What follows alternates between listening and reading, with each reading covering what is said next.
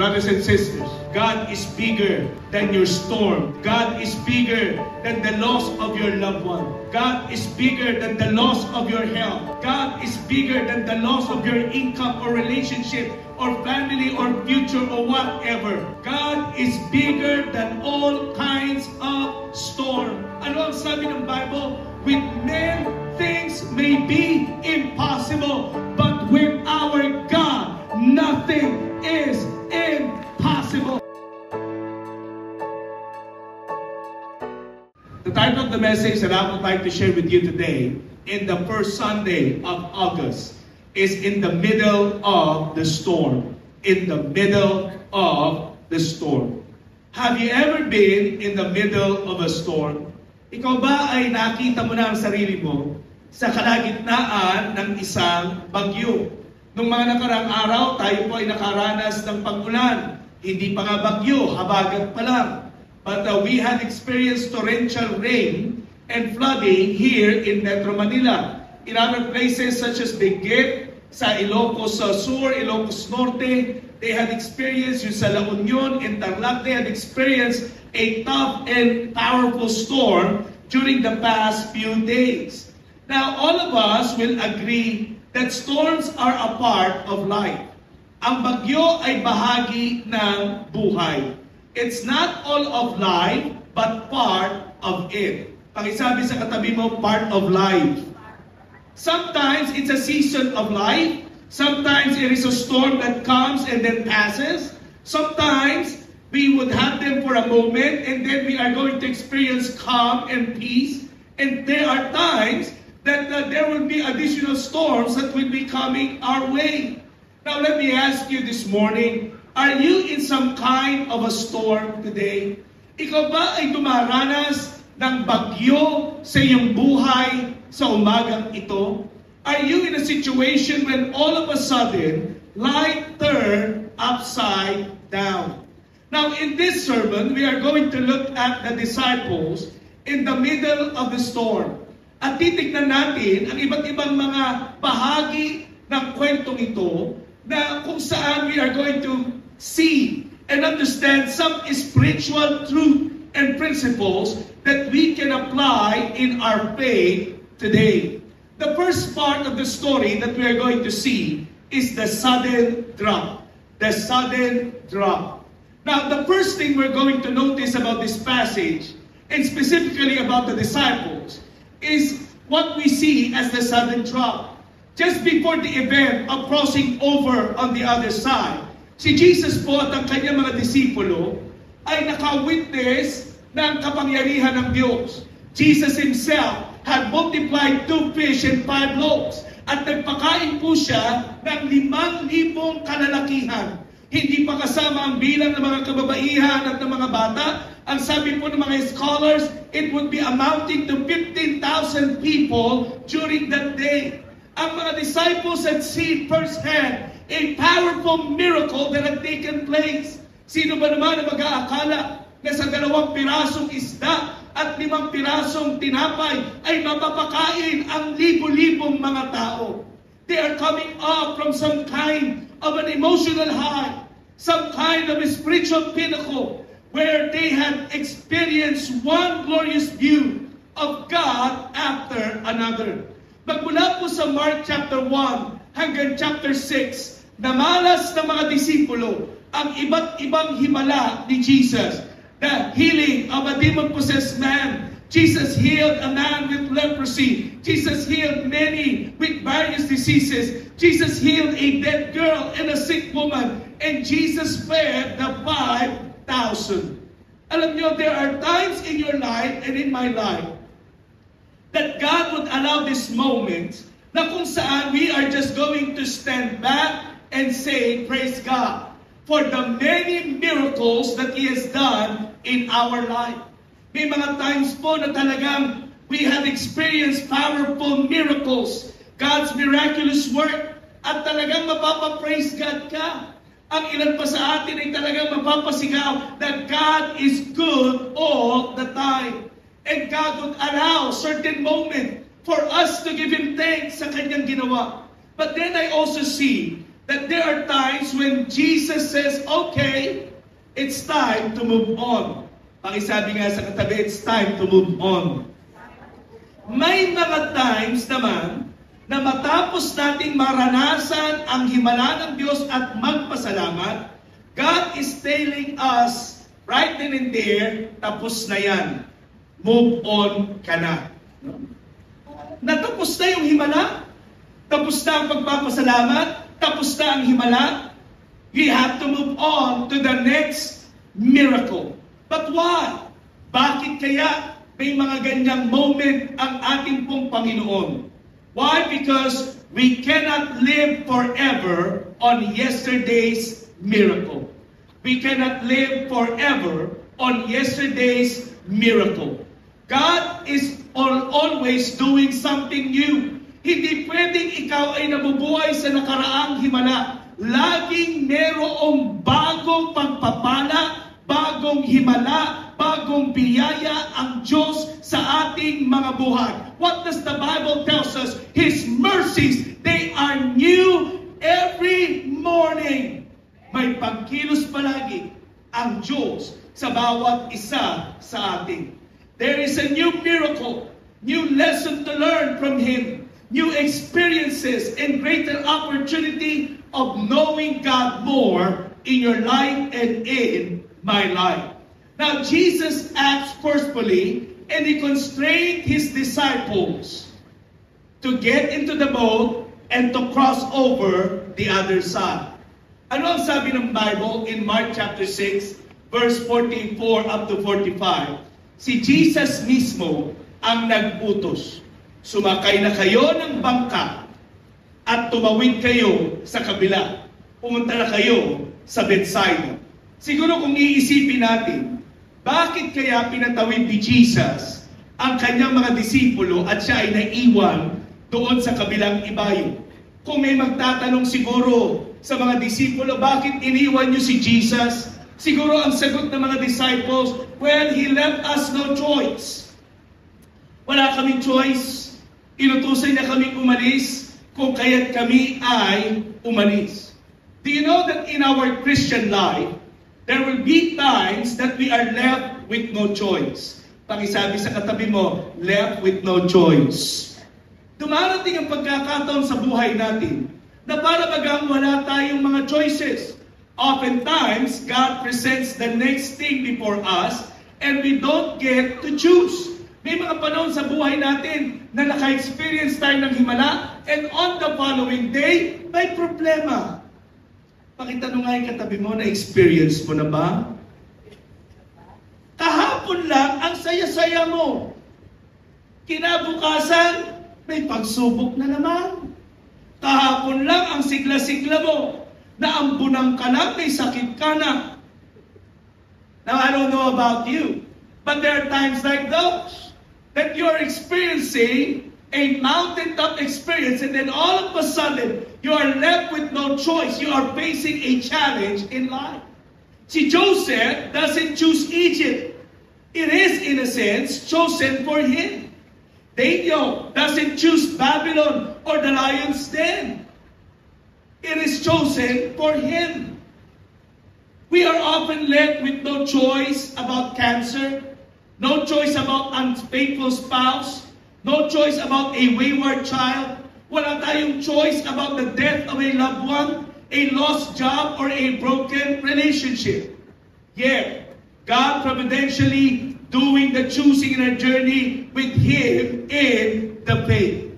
The only choice that has been left sa bawat isa sa atin sa panahon na ito is, are we going to trust God or not? Wala tayong choice sa mga kakaharapin natin. Ang choice lang natin na ito, pagkakatiwalaan ko ba ang Diyos o hindi? Magtitiwala ba ako sa Kanya o magtatampo ako sa Kanya?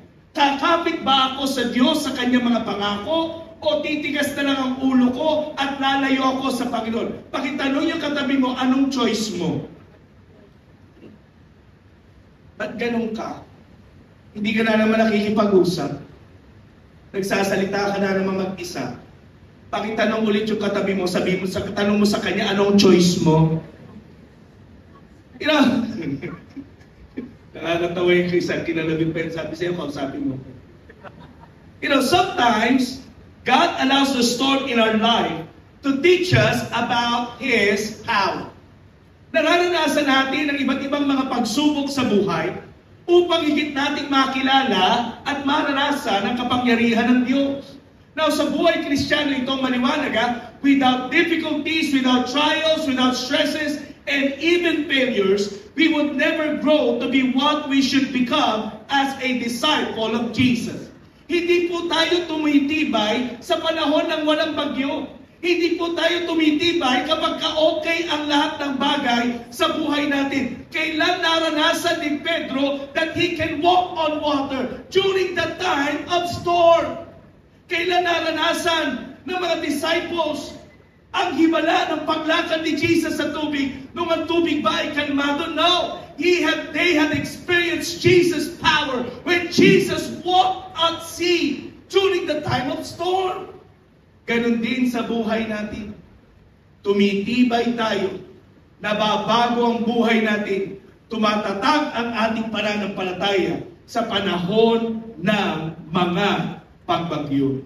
I am not telling you that God specifically created the storm, but I am telling you that God would allow storms to come so that we can truly become stronger in our walk with Him. Naturally, ayaw natin ng bagyo. Okay? Ayaw natin ng problema. Sino po sa inyo tuwang-tuwa pag maraming problema? We don't like that. We are not happy when problems would come our way. But let me just direct your mind to the truth that a storm is a common theme in the Bible. God teaches something about Himself in the storms of life that He does not teach anywhere else. May mahalagang tinuturo ang Diyos sa buhay natin sa panahon ng mga bagyo ng ating pong mga buhay. So what is the encouragement? Meet God in the storms of your life and watch Him work in your life in ways He never has before. Sa panahon ng ikaw ay nasa kalagitnaan ng pagbagyo, tulad ng mga disciples, ano ang dapat mong gawin on the sudden drop? Embrace God's sovereignty in life's sudden drop. Ano ang ibig sabihin ng sovereignty? Pakatandaan mo that God is always in control. Pakisabi nga sa katabi mo, God is always in control. Embrace the truth that just like Joseph and Daniel, God's providence guides us even when circumstances seems beyond our control. Hindi pinili ni Joseph na mapunta sa Egypt. But let me tell you, God had blessed his life even in times of great problem that he had faced. He began as a slave and then he ended up as the governor. He began to be a resentful kid. Galit na galit siya, masama ang loob niya sa kanyang mga kapatid. And then God made him to become a loving brother sa lahat ng kanyang mga kapatid. And a loving child para sa kanyang ama. He even had been used, his life had been used to save their entire nation. Kung hindi pinagdaanan ni Joseph ang lahat ng ito, hindi niya mamamalas ang pagkilos ng Panginoon. Do you remember Daniel? Daniel was already old when he was thrown into the lion's den. But Daniel had realized that from the very beginning, nung ako'y bata pa, hanggang ngayong may edad na ako, hindi ako iniwan ng aking Diyos. He was saved from the mouths of those lions. Why? Because he understood that one thing is for sure. God will always be with me, even in times of great trial. The second part of this story is the strong sense of despair. Verse 47 tells us that that night the boat was in the middle of the lake and he was alone on the land. He saw the disciples straining at the oars because the wind was against them. Mahirap magbangka kapag kakalaban mo ang alon. nung una, nung binabasa ko to, parang ang basa ko ay, something na hindi ko magets. Pero nung nakasakay na ako ng bangka, naka-experience ako sumakay ng bangka, na ang hangin ay kontra sa'yo, pagka ikaw ay sumakay ng bangka, magmula sa Lumang Matawi, kung nasaan yung ating pong school, tatawid ka ng di ka panikian sa kabilang ibayo. 1 hour lang dapat yun, 1 hour. Pero kapag ang hangin ay laban sa iyo, it will take you 1.5 hours to 1 hour and 45 minutes. Ganun po katagal kapag laban sa hangin. It was a struggle. We had experienced that. Pero kapag ikaw naman ay nagbangka ayon sa hangin, wow! From di ka panikian hanggang doon sa Lumang Matawi, it just took us 45 minutes. Dahil para kang tinutulak ng hangin. Now, the disciples were experiencing rowing against the wind. Kaya nga, anong sabi ng Bible? Maiksi lang ang kanilang napuntahan, na cover. Dahil sa lumalaban talaga sila sa hangin. Now, ang sabi rin po ng Biblia, na si Jesus ang nagdala sa kanila o nagpahintulot na mapunta sila sa kalagitnaan ng dagat. Jesus knows well about the storm, and the disciples now find themselves in a position of great despair. Sabi po ng Bible, doon na doon, bukang liwayway na nung pumunta si Jesus sa kanyang mga disipulo. Ibig sabihin, buong gabi, they were struggling to cross over. Kung kayo po ay naka-experience ng mangisda sa dagat ng gabi, alam mo kung gaano kadilim ang dagat. It was too dark. It is dark. And sometimes we ask ourselves, why is it that at times God would allow us to be placed in darkness? Why?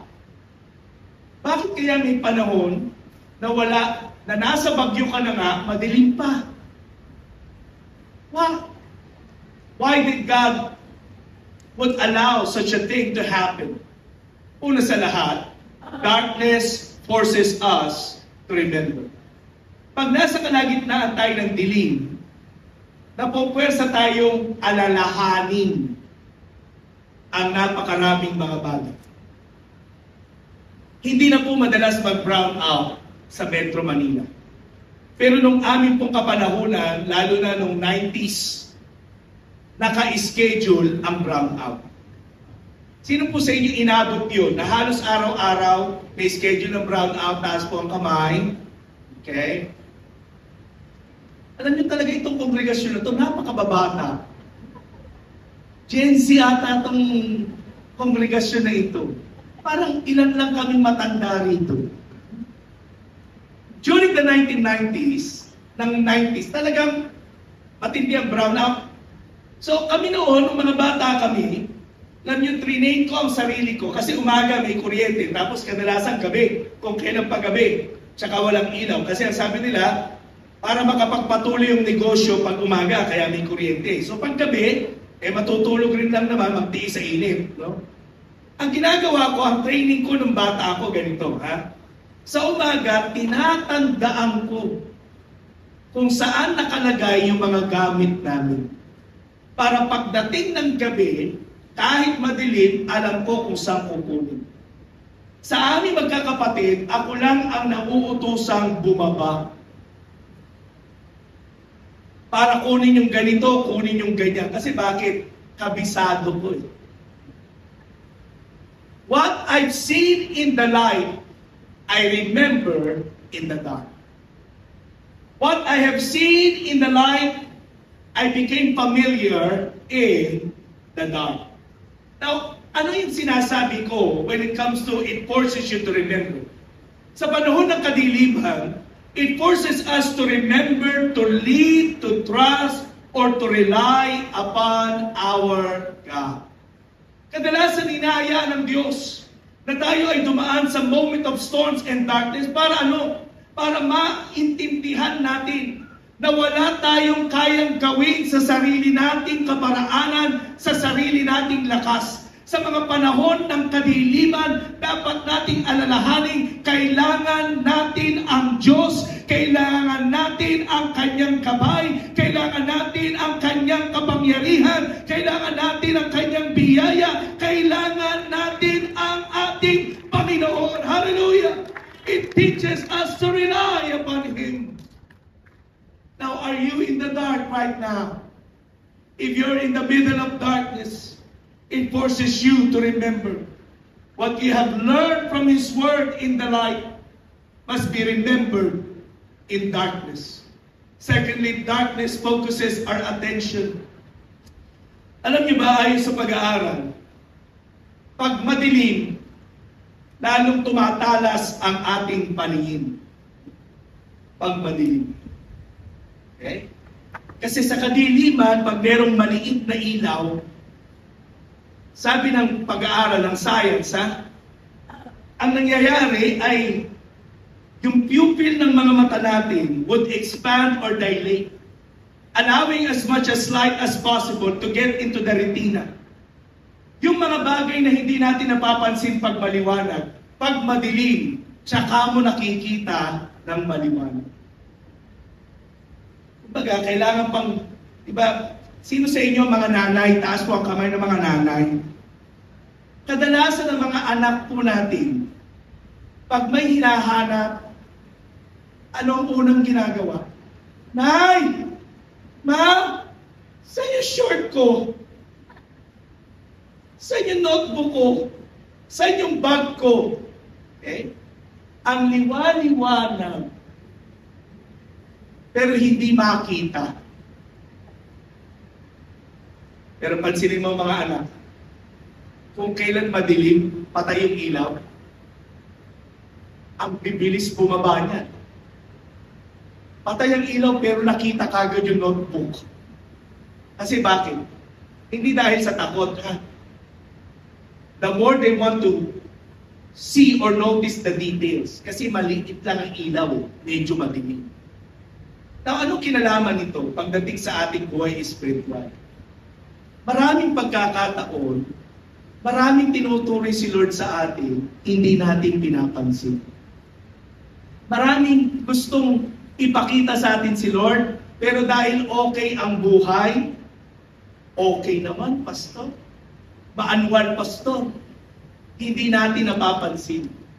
Kailan talaga kinukuha ni Lord ang atensyon natin? Sa panahon ng bagyo at panahon ng kadiliman. We begin to give our full focus on the things of God and what God would want to teach us. There are many things in our life, many lessons that we would never focus at in the light. Now, in the time of darkness, God would get our attention to teach us, to instruct us, or to even redirect our life. Pangatlo, darkness fans our fears.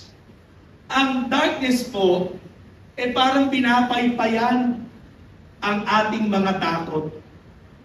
When it's dark, we imagine things. Pag madilim, alam mo, nag-i-imagine ka ng kung ano-ano. Na-experience mo bang maging bata? Pansinin mo, kapag ka ikaw ay nasa kalagitnaan ng dilim, ang dami mong naiisip. Ayaw mong gumalaw. Kasi bakit? Baka may katabi ka. Ayaw mong tumingin sa kanan, sa kaliwa. Ganun ka lang, naghihintay kang mabuksan ng nanay mo yung kandila. Kasi you begin to imagine things.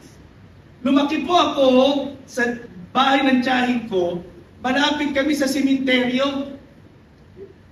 Bakod lang ang pagitan, sementeryo na. So alam mo, kalagayan ko nung kabataan ako, nung bata ako, sa tuwing madilim, ako po. Lalo na lumaki ako sa lugar namin na, alam niyo, yung mga uso pa yung mga batik-balang, aswang-aswang. Kaya pag madilim, ako po, nakaganon lang ako sa sulok. Ang dilim ko pa. Ang hindi ko namamalaya na natatakot pala yung mga kasama ko sa bahay. Dahil nandun lang ako, tapos ang puti ng mata mo.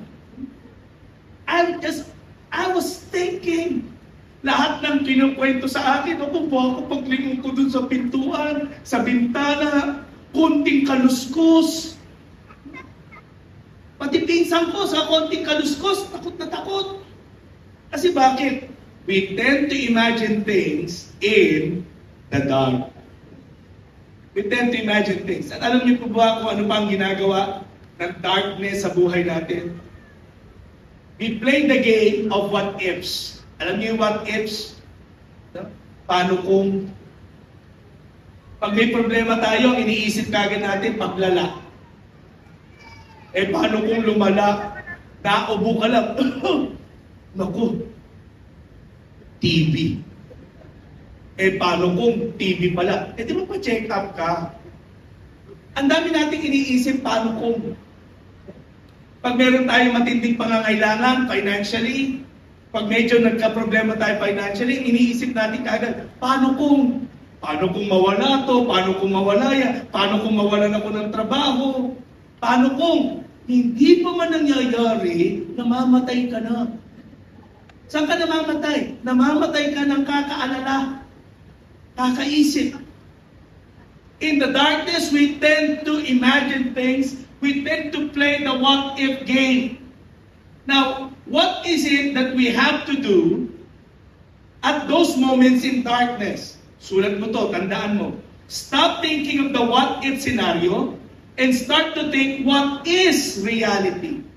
The what is reality. Tingin na may kakaisip, paano ko? Ano ang dapat mong tandaan? Tandaan mo ang katotohanan, God is with us even in the great storm and even in the pitch darkness of our life. Gusto kong tandaan mo paulit-ulit tulad ng sinasabi ng salita ng Diyos. Sa anumang panahon, pagkakataon, pagyuman o kadiliman ng buhay, hindi kailanman tayo iiwan ni pababayaan ng ating Amang nasa langit. He is always with us. Oh, hallelujah. Remember the truth. Imbis na isipin mong lalala ka, ang yakapin mong katotohanan, pagagalingin ako ng Panginoon. Imbis na ang iniisip mo ay, naku, wala talaga. Ang yakapin mong katotohanan, my God will surely provide for all of my needs. Ang yakapin mong katotohanan ay katotohanan ng kanyang makapangyarihang pangako sa ating buong mga buhay. The third part of the story is the puzzling delay. The puzzling delay. Jesus was praying. Sabi ng Bible, alam ni Jesus na nag-i-struggle yung mga disciples ng kakasagwan para makapunta sa kabilang ibayo. Alam ni Jesus. Alam ni Jesus yung urgency na dapat niyang tulungan, puntahan ang kanyang mga disciple. But He delayed. Why the delay for the disciples? And why the delay in our life? Naranasan mo na ba sa buhay mo na gigil na gigil ka mag-pray? At ang hinihingi mong sagot sa Panginoon, now na. Pero parang si Lord, hindi nagmamadali.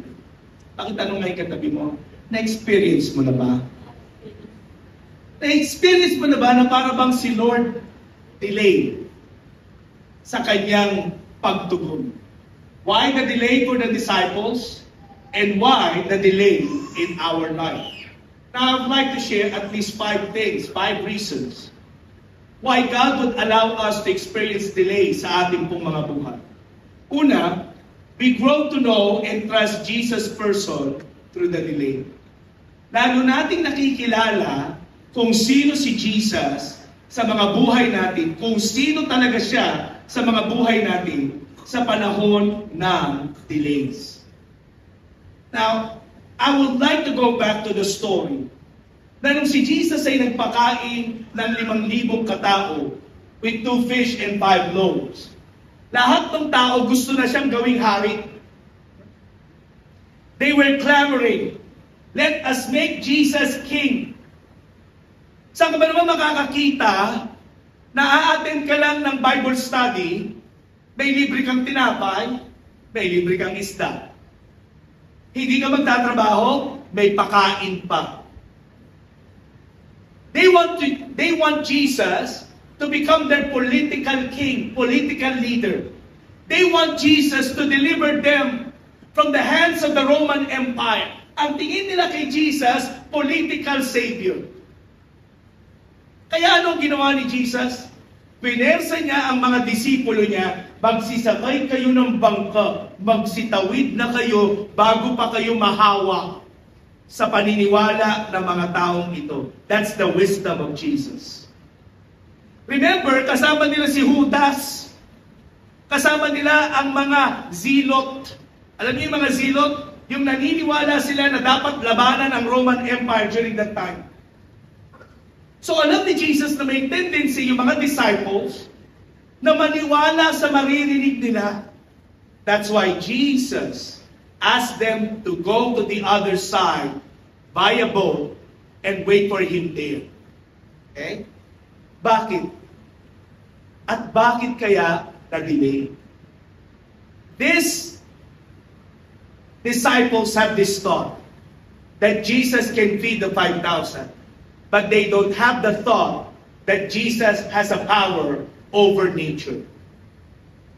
At sa ginawa ni Jesus na delay, nadagdagan ang kanilang kaalaman kung sino si Jesus. Naitama din ang kanilang paniniwala laban sa mga naririnig nila kung sino si Jesus. Alam mo ba na may mga panahon sa buhay natin that God would allow delays para maitama ang pananaw natin sa Kanya. Kadalasan sa maraming mananampalataya, ang tingin kay Jesus parang genie. Na matapos mong kaskasin yung Bible mo, Lord, nananampalataya ako sa iyo. Lalabas si Jesus, anong kailangan mo? A lot of people, a lot of Christians, they have a shallow understanding of who Jesus is. Now, sa panahon ng delay, nakikilala natin si Lord na isa sa mga aspetong mahalaga na dapat mong malaman na si Jesus ay Lord. Ibig sabihin, kung si Jesus ay Lord, ipinagkatiwala mo na ang lahat ng bagay sa Kanyang kamay. Na alam mong lahat ng gagawin niya ay pawang sa kabutihan mo at sa kabutihan ko. Na hindi na tayo ang masusunod, kundi siya na sa ating mga buhay. Sometimes God would allow delays so that we may have a better understanding of who He is. Pangalawang dahilan kung bakit may mga delays sa ating pong mga buhay. We grow to know and trust Jesus' purpose in the storm and delay. One of the main lessons of the Christian life is that God's purpose is not centered on me and my glory. It's not designed para sa atin o para sa akin. It's not about us. Things is not about us, but it's all about Jesus and for His glory. He is looking at our greater good. And that greater good is that this life, our life, hindi po tayo ang sumikat, kundi ang Diyos ang maitanghal sa ating pong mga buhay. Maybe you're thinking, Pastor, akala ko ba that God worked things out for my good? Sabi ng Romans 8:28, He is. But the greatest good is bound up with Jesus' glory. Your greatest good and your ultimate glory is to be conformed in the image of Christ. Alam niyo, mga disciples dito, they thought they can do it on their own. They thought they have the strength to cross over on the other side. But they began to understand that it is Jesus. It is Jesus, not them, that can make them cross on the other side. It was designed for His purpose alone. Thirdly, we grow to know Jesus and trust Jesus' providence in the storms and delay. You know, the disciples went from the mountaintop experience and then they ended up struggling to cross over on the other side.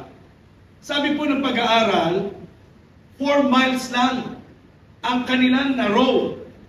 Magdamag 4 miles lang ang kanilang inabot because they were contrary to the wind. At ito ay alam ni Jesus. They learned that even though they didn't know it, Jesus was fully aware of their circumstance and the challenges that they are facing. Anong ibig sabihin nito sa atin? Kapatid, lahat ng nangyayari sa iyo at sa akin ay batid ng Panginoon. Pakisabi nga sa katabi mo, alam lahat ni Lord. Maaring sa mga oras na ito, you can fake it. No? Pagka kausap mo yung katabi mo, o kaya kasama mo yung kaibigan mo, you can fake it na okay ka lang, na lahat ay maayos sa iyo. Pero ang Lord, alam niya. Kilala niya. Batid niya ang lahat ng ating pong sitwasyon. Ang kagandahan po dito, hindi niya lang alam. May paraan si Lord ng pagsagot sa ating pong mga kinalalagyan. Nakikita at nare-realize natin na si Lord sa kabila ng hamon na pinagdadaanan natin, lagi pa rin siyang merong extended na biyaya sa ating mga buhay. That's what I like about God's providence. That even in delays, lalo nating na-appreciate ang pagkilos ng Panginoon. Example, meron kang matinding pangangailangan. Nananalangin ka, Lord, tugunin mo ang pangangailangan ko, pero parang hindi dumarating. Pero kung bubuksan mo lang ang iyong puso't isipan, makikita mo na even in that great time of great need, even in that time of great need, may mga taong ginagamit si Lord para pagpalain ka. May mga taong ginagamit ang Panginoon para yung araw-araw na pangangailangan mo ay tugunin. Merong ginagamit na pagkilos ang Diyos para higit nating matagpuan ang Kanyang biyaya. In times of delay, we begin to understand that God has many ways to perform a mighty miracle in my life. The last thing that God teaches in times of delay, we grow to know and trust Jesus' power in the storm and delay. Sa panahon ng bagyo at ng delays, nakilala ng mga disciples kung gaano ka makapangyarihan si Jesus. Jesus walked on water. That's power. Ito po'y nagpapakita, nagtuturo sa atin that our trials cannot prevent Him from coming to us. Even if we cannot imagine how He will do it, God will certainly do it. Pakisabi nga sa katabi mo, makapangyarihan ang Panginoon. Pakisabi ulit ng medyo masikla, makapangyarihan ang Panginoon. We grow to know and trust Jesus' presence in the storm and delay. One of John's emphasis in recounting this miracle is that Jesus' presence with them in the boat got them immediately to their destination. Nung kasama niya si Jesus sa bangka, sila po ay nakapunta ng maanwal sa kabilang ibayo. At any rate, the presence of Jesus had changed everything. Alam mo ba, ito'y mahalaga sa atin, sa ating buhay. Na sa panahon ng bagyo and even delays, make sure that Jesus is inside the boat. Make sure that Jesus is in your life. Bakit? Siya lang ang pwedeng maghatid sa atin ng mainam sa ating pong mga destinasyon sa buhay. Siya lamang po ang kayang makapagbigay ng kapayapaan sa ating mga buhay. Siya lamang ang pwedeng mag-alis ng lahat ng takot sa ating pong mga puso. Ito po'y nagpapakita sa atin that Jesus' presence is the one who can truly give us comfort in this life. This tells us also that God works in spite of the delays. Let us remember that delays are part of God's plan. God will work through delays to teach us, mold us, to make us better disciples of our Lord Jesus Christ. Last but not least, the amazing deliverance. Sabi ng verse 48 to 50, the disciples were struggling. The disciples were tired, exhausted sa kanilang paglaban sa bagyo. And Jesus, they saw Him walking on water. Alam niyo ba na sa tagpong ito, nagpakilala kung sino siya. Pinakilala ni Jesus ang kanyang sarili sa kanyang mga disipulo. Ayon po kay James Edwards in the Pillar of New Testament Commentary, sa aklat ni John, John declares Jesus is the Son of God because it is written. But Mark, the Gospel according to Mark, shows Jesus as the Son of God by what Jesus does. Kung sa aklat ni John, sa Gospel according to John, pinakilala si Jesus na anak ng Diyos dahil ito'y nasusulat. Si Mark, pinakilala niya si Jesus na anak ng kataas-taasang Diyos dahil sa kanyang mga ginawa at sa kanyang himala. Si Jesus walked on the water going to His disciples. Nilakaran ni Jesus ang alon sa kalagitnaan ng malakas na hangin, malakas na pagbagyo. Pinatunayan ni Jesus na walang anumang bagay ang pwedeng pumigil sa kanyang kapangyarihan. Jesus had proven to His disciples that He is bigger than their storm. Brothers and sisters, God is bigger than your storm this morning. God is bigger than the loss of your loved one. God is bigger than the loss of your health. God is bigger than the loss of your income or relationship or family or future or whatever. God is bigger than all kinds of storm. Ano ang sabi ng Bible? With men, things may be impossible, but with our God, nothing is impossible. Nobody, hallelujah, had ever thought that Jesus can walk on water, but they had witnessed firsthand Jesus walking on water. Wala pong makapagsasabi sa atin sa umagang ito at pwedeng diktahan ang pagkilos ng Panginoon. Kayang kumilos ng Diyos sa napakaraming kaparaanan sa ating pong mga buhay. Uulit-ulitin ko sa iyo, walang imposible sa Kanya. Kung makapangyarihan niyang nagawang iligtas ang Kanyang mga disipulo, siya'y si Jesus na hindi nagbabago. Hanggang ngayon, kaya Kanyang iligtas, kaya niyang kumilos sa iyong kalagayan. Mga magulang, mga kapatid, I don't know where you are at today, but you may be trying to run away from your storm. And in fact, you may be actually prolonging that which the Lord wants you to learn if you actually just face the storm. Harapin po natin ang mga bagyong ating pinagdadaanan sa mga oras na ito. Let me give you an assurance. There is someone who's going to meet you there. Hindi ka nag-iisa sa pagharap mo sa bagyo ng buhay. He knows you're there. He's seeing you, you're toiling. He's praying at the very moment, even right now, and at just the right time, He will meet you in the middle of your storm. Ano man ang sitwasyon mo sa umagang ito, kaya kang tagpuin ng ating Diyos. As a matter of fact, the Bible tells us, He is not just the God of miracles, He is the God of every storm. Siya lamang ang Diyos na may kakayanan na bigyan ng kapayapaan ang anumang bagyo na ating pinagdadaan.